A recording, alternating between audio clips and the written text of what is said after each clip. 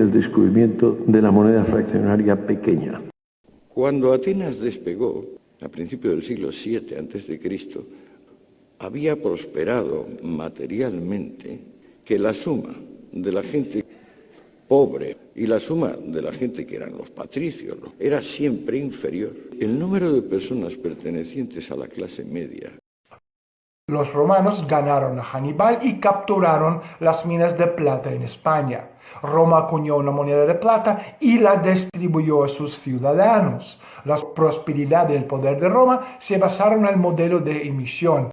Una moneda común. Eso facilita los intercambios. Con Octavio Augusto, la paz de Augusto, los 50 años de Augusto, la propiedad privada es un robo y el comercio es su instrumento.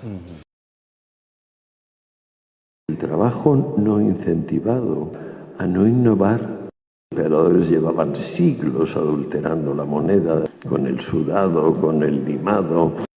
Una inflación creciente roe aquello. Cuando las fuentes de plata terminaron, el poder de Roma también terminó. So because the economy was getting worse and worse, Diocletian created a whole bunch of great government solutions. He created a bunch of works projects. He hired a bunch of the homeless and people that were unemployed, made them soldiers and government employees, and this caused deficit spending to just go out of control. Pasó mucho tiempo hasta que Roma colapsó, pero se derrumbó en gran parte porque un imperio se basa en la esclavitud, en el control de los recursos. Y en Roma ya no eran capaces de mantener los estándares de vida de la población a medida que iban saqueando el mundo. Entre los siglos IV y VI, cuando murió el viejo orden alrededor del Imperio Romano, nació el feudalismo. El lucro está prohibido en la circulación monetaria. La propiedad se ha coagulado y no se pueden hacer intercambios. Los venecianos eran los sucesores del Imperio Romano. La mayor parte de la riqueza se transformó en monedas. En el cual el veneciano logró que el emperador, para permitir a las ciudades-estado acuñar su propia moneda, siendo fundamental para que Venecia estableciera su predominio total en torno a las negociaciones de oro y plata en lingotes y monedas en toda Europa y Asia. Se establecieron los bancos de Italia como poderes, que eran imperios financieros de familias. El imperio más importante era el de Venecia. Añadir que estos bancos de la nobleza negra se mostraron siempre contrarios al Sacro Imperio Romano. Los gobernantes de Venecia estaban menos preocupados por las ganancias de las industrias que con las ganancias del comercio entre las regiones que valoraban el oro y la plata de manera diferente. No cobraban interés de manera directa, imponían condicionamientos que restaban absoluta soberanía a los monarcas, quienes concedían licencias reales e impuestos a las materias primas importantes, monopolizar las producciones básicas para dominar y controlar el comercio de ciertos productos de primera necesidad. Exportaciones venecianas de plata desde Venecia hacia el este causó un déficit crónico, creando problemas de pago. Cuando Luis XI se convirtió en rey de Francia, organizó las fuerzas nacionales para ser el primer Estado-nación fuerte y soberano. Junto con el desarrollo de los puertos, carreteras y el apoyo a las ciudades, insistió en una moneda nacional única, estándar, creada y controlada por la propia corona. La escuela de Salamanca, más que una escuela de economía, era una escuela teológica y de filosofía moral, que trataba de aplicar el justo precio de Aristóteles y Santo Tomás a las mercancías, al mercantilismo del Imperio Español. La economía, en toda la historia, es un elemento normativo. No es un elemento solamente científico. Se llama economía. Y economía es oikos, hogar, y nomos, de norma. Entre los siglos XVI y XVII, cuando murió el feudalismo y arrancó el capitalismo. Después de la caída del precio de oro, el descubrimiento de América, empieza el desarrollo del proyecto capitalista con su base ideal de reformación. Los representantes del proyecto judío llevaban el control sobre el sistema económico del proyecto cristiano. A los venecianos en accionistas de la banca central y de sus herramientas financieras. Nos prohíban emitir dinero soberano sin intereses para imponernos préstamos internacionales en moneda extranjera y cargado de intereses. First of all, they put lots of units of exchange out, credit. Con el objetivo de atar a todos los pueblos de la tierra a la deuda y al control de los bancos centrales. alimentarlo con la fortuna familiar, o fondi, como se le llama en italiano, al pilar del sistema oligárquico. El capital, los fondos necesarios, fue inyectado por Venecia, que al trasladarse de frontera pasan a llamarse Bonnier. Desde el Banco de Ámsterdam, los venecianos obtuvieron el monopolio de todos los intercambios de especies y el comercio de metales preciosos. Inglaterra era una isla miserable.